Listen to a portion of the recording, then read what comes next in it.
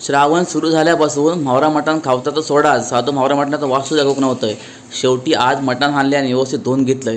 त्याच्यात मग मीठ, मसालो, हळद टाकलं आहे आणि त्याच्यात टाकलं थोडीशी आलं लसूणची पेस्ट आणि या सगळ्यांनी व्यवस्थित मिक्स करून घेतलं आहे आणि ते का व्यवस्थित बाजूक करून ठेवलं. म्हणजे कसं होतं की मीठ मसाला व्यवस्थित लागता. आणि मग केलं आहे फोडणीची तयारी. कांदा टमाटो कापून ठेवलं होतं.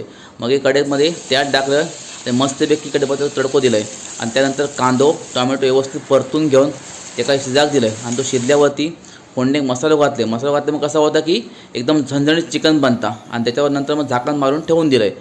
संध्याकाळी फ्राय करूसाठी इकडे तंगडी, कलेजी आणि नरम मटण काढून ठेवलं. तितक्या चिकनला कढीलो, त्यात टाकले खोबरा, थोडीशी कोथिंबीर आणि मग मी बसले जेवक. तांदळाची भाकरी आणि चिकन खायची मला तुमका सांगायची गरज नाही. तुम्हीसुद्धा आज काय केलं असेल नक्की सांगा आणि व्हिडिओ कसं वाटलं तर आपण तुम्ही सांगा. व्हिडिओ आवडत नक्की सबस्क्राईब करा. पुन्हा भेटूया आपण पुढच्या व्हिडिओ. तोपर्यंत जय महाराष्ट्र.